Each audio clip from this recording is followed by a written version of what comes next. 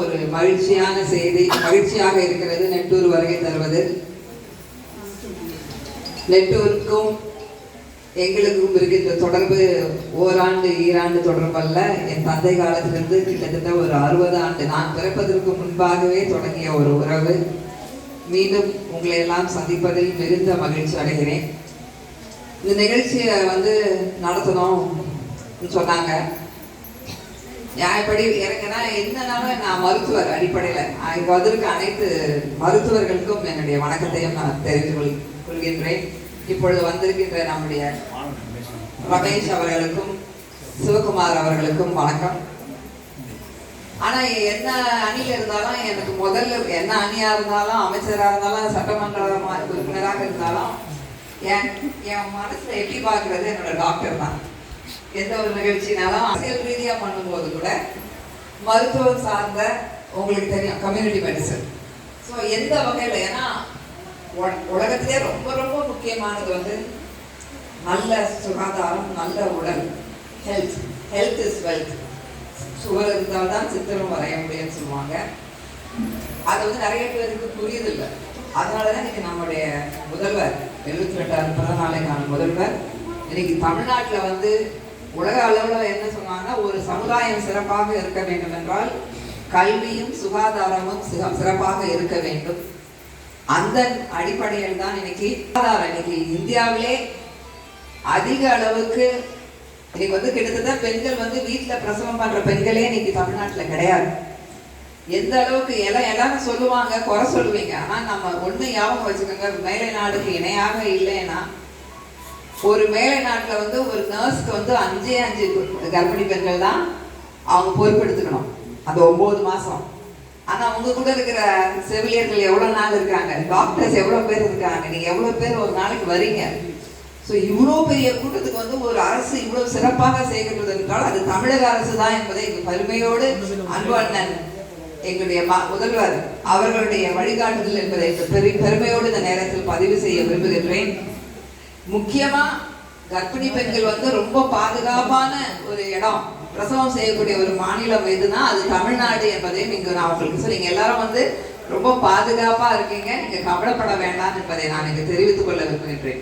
உங்களுக்கு தெரியுமோ இல்லையோ, போன வருஷம் நம்ம பக்கத்து மாவட்டத்தில் விருதுநகர்ல எல்லாரும் எந்த பெண்ணுக்கும் கர்ப்பிணி பெண்களுக்கும் ஒரு சேதாரம் இல்லாமல் அனைவரும் பாதுகாப்பாக இருந்தார்கள் என்ற நல்ல செய்தி வந்தது. அதே போல நெட்டூரிலும் அந்த நிலையை ஏற்படுத்திட வேண்டும். அதற்கு எல்லா வகையிலும் நானும் மாவட்ட செயலாளர் அவர்களும் உங்களுக்கு உறுதுணையாக இருப்போம்.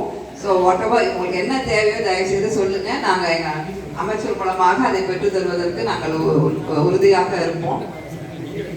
உங்ககிட்ட இப்பெல்லாம் பெண்கள் கிட்ட கர்ப்ப காலத்துல இப்படி இருங்க அப்படி இருக்குலாம் சொல்ல வேண்டிய அவசியம் இல்லை. நர்ஸ் சொல்றாங்க, டாக்டர் சொல்றாங்க, நிறைய விளம்பரங்கள் இருக்கின்றது. அப்புறம் முத்துலட்சுமி ரெட்டி அது திட்டது வாயிலாக உங்களுக்கு தெரியும், அதுக்குன்னு ஒரு தனி பெட்டகெல்லாம் கொடுத்துருக்காங்க.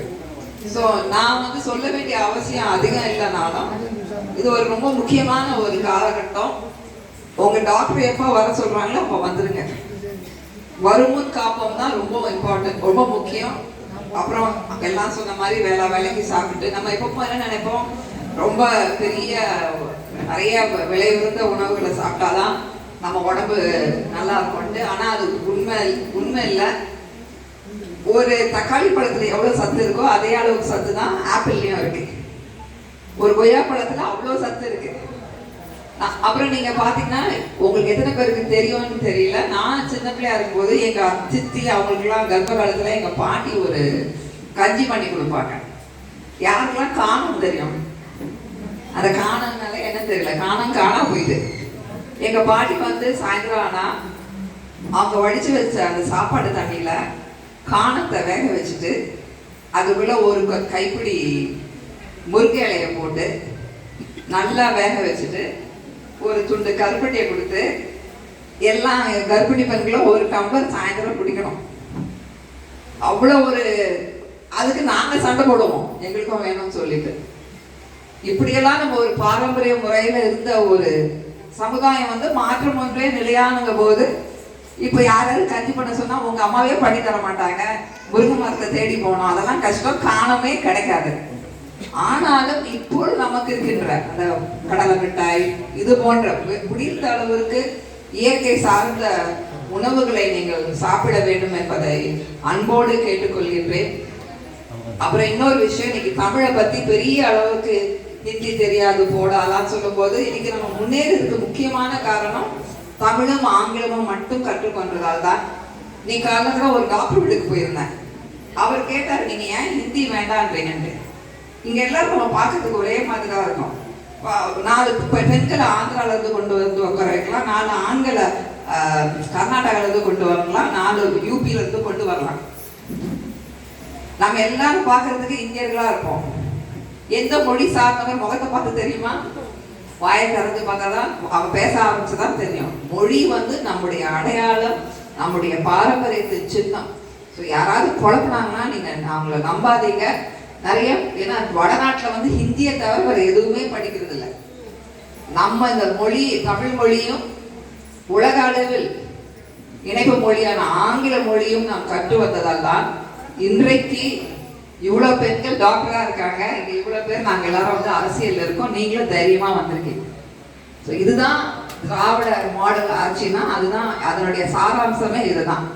ஸோ தயவு செய்து நான் இன்னைக்கு வரும்போது நினைச்சேன், நான் இன்னும் அடுத்து ஒரு சின்ன புக்கு அட்லீஸ்ட் ஒரு 500 நல்ல தமிழ் ஆண் பெண்கள் பெயரை போடணும். ஏன்னா எங்க பார்த்தாலும் திருஷின்னு வாயிலே நுழையாது. முன்னாடியாவது சினிமாக்காரங்க நயன்தரா ஷாலினிக்கெல்லாம் பேர் வைப்பாங்க, ஜோதிகாந்தருக்கு கொஞ்சம் ஈஸியா இருந்துச்சு. இப்போ அப்படி கிடையாது. வாயிலே நுழையாத சமஸ்கிருதம் அமைந்த தூய தமிழ் பேர்களே சின்ன சின்ன பேர்கள் இருக்கு. தென்றல், யாழினி, தோகை, கவின். நல்ல அழகிய தமிழ் பெயர்களை உங்கள் குழந்தைகளுக்கு நீங்கள் வைக்க வேண்டும். வருகின்ற காலங்களில் உங்கள் குழந்தைகள், ஏன்னா ஒரு சமுதாயத்தின் கட்டமைப்பே குடும்பத்திலிருந்து தான் தொடங்குகிறது. உங்கள் குழந்தைகள் ஆரோக்கியமாக நல்ல எதை தரீங்களோ இல்லையோ நல்ல கல்வி, நல்ல பழக்க வழக்கங்களை கொடுத்து தமிழகத்தை உயர்த்திட நாம் அனைவரும் ஒன்று சேர்ந்து நம்முடைய முதல்வர்களின் பிறந்தநாள் அன்று சூடு வைப்போம் என கேட்டுக்கொண்டு விடைபெறுகின்றேன். நன்றி, வணக்கம்.